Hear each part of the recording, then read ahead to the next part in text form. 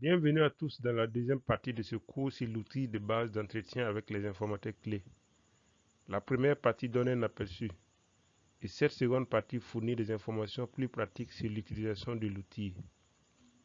L'entretien avec les informateurs clés est l'un des premiers outils à être utilisé car il fournit à l'équipe de recherche un aperçu des principaux problèmes de maladies, des petits ruminants dans la zone, des services de santé animale et de la commercialisation du bétail. Les informations sont utiles pour planifier d'autres travaux sur le terrain, tels que par exemple les réunions communautaires, les enquêtes sur les marchés et la surveillance participative des maladies. Pour bien profiter de cette présentation, il est important que vous ayez lu la section 1 et l'annexe 4 du manuel. Donc si vous ne l'avez pas encore fait, s'il vous plaît, mettez la vidéo en pause et faites-le maintenant. La première étape consiste à prendre contact avec les informateurs clés de votre zone d'étude. Vous vous demandez qui sont les informateurs clés. En réalité, ce sont des gens comme les agents vétérinaires ou paravétérinaires qui connaissent bien le bétail, les maladies et les marchés dans la zone d'étude. Donc, arrangez-vous pour obtenir un entretien avec eux à un moment et à un endroit qui leur convienne. S'il y a plusieurs informateurs clés dans la zone, ils peuvent être interrogés individuellement ou en groupe selon ce qui leur convient le mieux. Un entretien avec un informateur clé est essentiellement une conversation. Tout d'abord, laissez-le se présenter, puis expliquez pourquoi vous êtes là. Faites une brève présentation du projet. Avant de commencer l'entretien, obtenez un consentement de l'informateur clé pour participer à l'aide du formulaire de consentement éclairé. Donc vous pouvez le voir à l'annexe 1 du guide du chercheur sur le terrain. Utilisez ensuite le guide d'entretien pour lancer la discussion sur les sujets ou les thèmes clés. Maintenant, dans cette première activité, nous allons nous entraîner à faire l'entretien. Cette activité vous donne l'occasion de pratiquer la partie introductive de l'entretien et de vous familiariser avec la description du projet et l'obtention d'un consentement éclairé.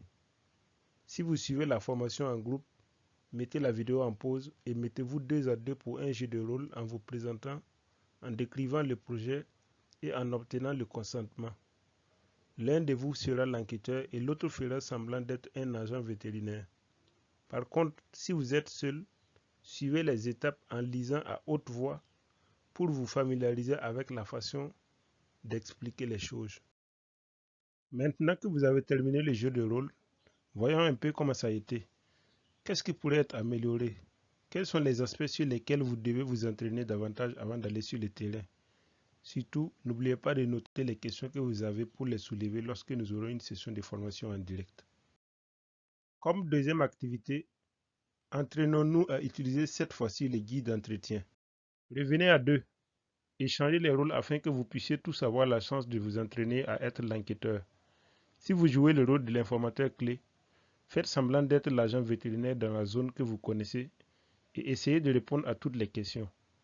Si vous êtes l'enquêteur, essayez de poser des questions pour favoriser une discussion naturelle. Utilisez donc des questions ouvertes, comme par exemple « C'est intéressant, dites-en plus à ce sujet » ou des questions approfondies, telles que « Vous avez mentionné la maladie X, qu'est-ce que cela s'est produit pour la dernière fois dans cette zone ?» Maintenant, mettez la vidéo en pause pour exécuter le jeu de rôle. Voyons encore comment ça s'est passé. Après avoir utilisé le guide d'entretien, comment cela s'est-il passé? Qu'est-ce qui a bien marché? Qu'est-ce qui pourrait être amélioré? Encore une fois, notez toutes les questions que vous avez et n'oubliez pas de les soulever lors d'une session en direct. Enfin, réfléchissons à la manière dont nous enregistrons les données d'entretien. Pendant l'entretien, l'un des membres de l'équipe devrait prendre des notes de tout ce qui est dit. Vous pouvez utiliser un cahier ou imprimer l'annexe 4 pour écrire les notes à côté de chaque section. Dès que possible après l'entretien, vérifiez vos notes pour vous assurer que vous pouvez les comprendre et ajouter les détails qui manquent. Si nécessaire, écoutez l'enregistrement audio pour vérifier les détails dont vous n'êtes pas sûr. Lorsque vous êtes de retour à votre base, les notes d'entretien doivent être saisies dans le formulaire d'entretien. Alors, fournissez autant de détails que possible. N'oubliez surtout pas que les détails sur les entretiens avec les informateurs clés se trouvent dans la section 1 du manuel et le guide d'entretien se trouve à l'annexe 4. Merci d'avoir regardé cette présentation et de vous entraîner à utiliser l'outil. J'espère que vous l'avez trouvé utile et à très bientôt.